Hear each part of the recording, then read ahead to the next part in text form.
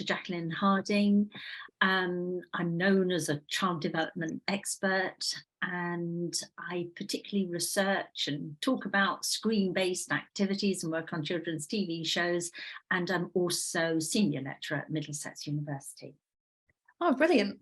I just had some questions about reading and about the comic books and how that's encouraging young people to take up reading. Yes, it's a fascinating subject, and we're beginning to think a little bit more about the value of pictures and illustrations that work in tandem with text. And it's genius. It all turns out that the two work very well together. So we're getting more interested really in comics and magazines as an inspiration for lifelong reading. What sort of comics are children sort of picking up? Is it mainly action, the traditional sort of comics that we know, Marvel and that sort of thing? Is it that sort of, are they the sort of materials that they're going towards?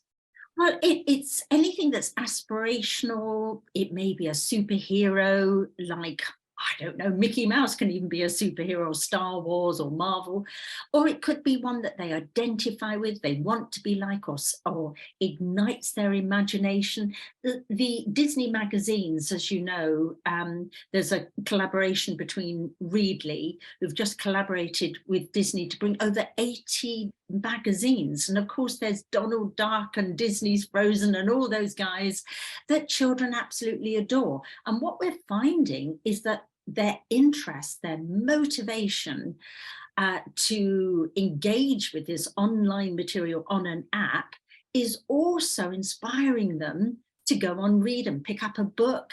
And it's not one or the other. We can have both. We can have print media, we can have digital media, and it all adds up this wonderful recipe towards making children just love literature in whatever form that might be. So they're having a real mixture. They're mixing between reading it on a screen on Kindles or phones or whatever it is, and then still having the physical materials as well. Well, that's right. So children are kind of agnostic. I mean, they don't see a division between online media or offline. Everything is fair game to them, providing it is interesting. And I think it's all about whether it ignites their passion, whether it's something they can identify with, whether it comes from their interests, then we're on to a good thing. And of course, those characters, we love them as children as well. And the research that Readly conducted showed that almost half of adults who have read fantasy or comics as a child carry on reading this format even today. And this lifelong passion for literature, with almost 3/4 of childhood comic readers reflecting and saying, you know what, that played an important part in my reading interest today. So there's something going on that we need to probe a bit deeper and embrace. Is it a mixture? Is it both boys and girls? Because I think when a lot of people think of comics, I know you're saying there's a range of characters, and it's not necessarily just action or Dennis the Menace or the sort of comics that jump to mind. Is it a mixture of boys and girls both taking it up and both Yeah. seeing the same with? Yeah, Yes. absolutely. So they're feeling, and I mean, it's also our attitude as adults to go like, yeah, if it's content that inspires you, let's look at it together. So yeah, irrespective of what the content is, you never know what might inspire a child. So getting to know the child, whether you're a parent or a teacher, and thinking, oh, you know what? Donald Duck just seems to make them laugh. So let's look at that on a digital app like Readly, where they can actually look at the content, and then maybe it'll inspire them to read a book as well. Lifelong reading is critical. We know that unless children are literate, it really does make life much, much harder as they get on in life, because it helps with empathy, understanding how other people feel, putting yourself in someone else's shoes, all that resilience, that beautiful sort of stuff that we need as human beings, can start from igniting a passion for literature. Is it you're saying there about how lifelong reading and reading as much as you can help in so many ways, like say empathy and then your vocabulary and everything.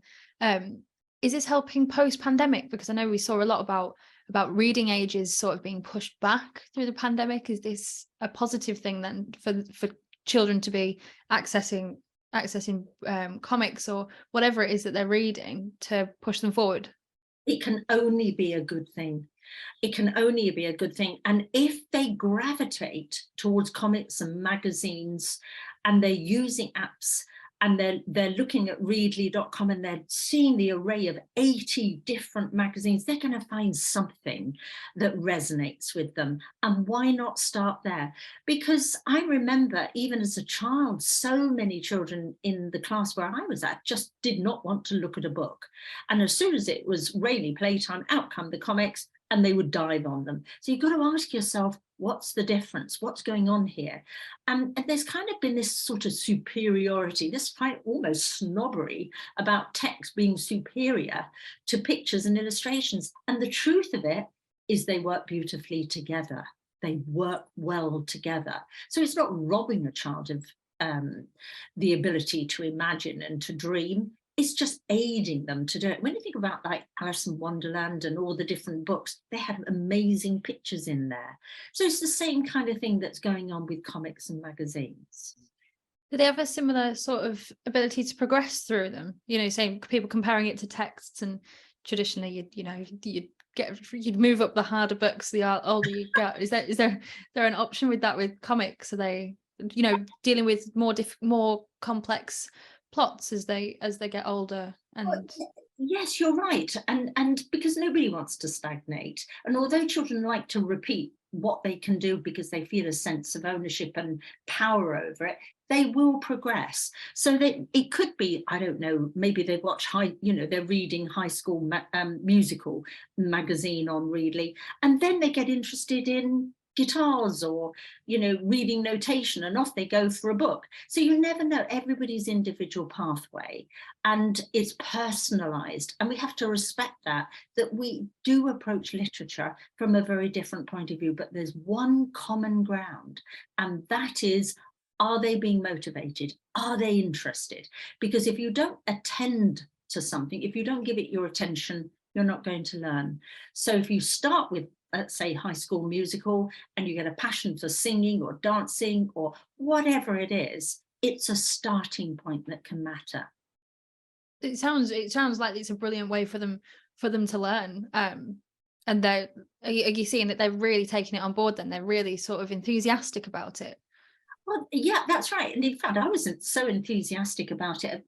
I started off at BBC Magazines as education editor there, and I got fascinated. I thought, how come this works so well? So that stimulated me to go and do a PhD in this area, looking at what is it that gets children involved and what makes them engage with screen-based activities. And this is what I began to find. It's not rocket science. What it is about the visual media, and that could be images, photographs, it could be videos, is just compelling. And when you put text alongside it, then you have this wonderful dynamic going on. And we've overlooked, I think maybe it's so simple that it kind of gets overlooked. So magazines and comics are just genius for igniting this passion. My own little grandchild really was not interested in books. Do not show me a book. And then when he found graphic novels, he was off. So I've seen it so many times that I just can't help but acknowledge something magical is going on. And if a child can't find something out of 80 Disney magazines, then I would be surprised. There will be something there that will make them think, yes, this ticks my boxes, and off I go. It sounds like there's a real mixture. It's just about finding new or not even new, but revisiting ways to get children, enthused about reading and sticking with it. I think that's the key thing, isn't it? Picking up a comic or like you say, looking through these 80 titles or however many, and having all this choice to enjoy it, but then sticking with it. Well, that's right. And what adults can do is what you would do with a book. You tend to snuggle up with a child and you're talking about it and you're pointing at things and you stimulate conversation. Why not do that on Readly.com? Why not have that same experience? You don't have to just give the child the app and go and make a cup of tea. It's the same. thing is that collaboration, that kind of, we're in this together, we are talking about this together, you know, you're laughing, I'm laughing. And it is the collaboration that will make the difference. So it's not so much about the medium, it's about the content, and it's about the human connection that comes with it. Like encouraging and supporting, so that they, like I say, stick with it, and as you mentioned earlier, become lifelong readers and really want this to be something that they keep up with as they grow up. Yeah, because reading is never going to go away, and neither is the digital world going to go away. So we have to prepare children for their future, not our past.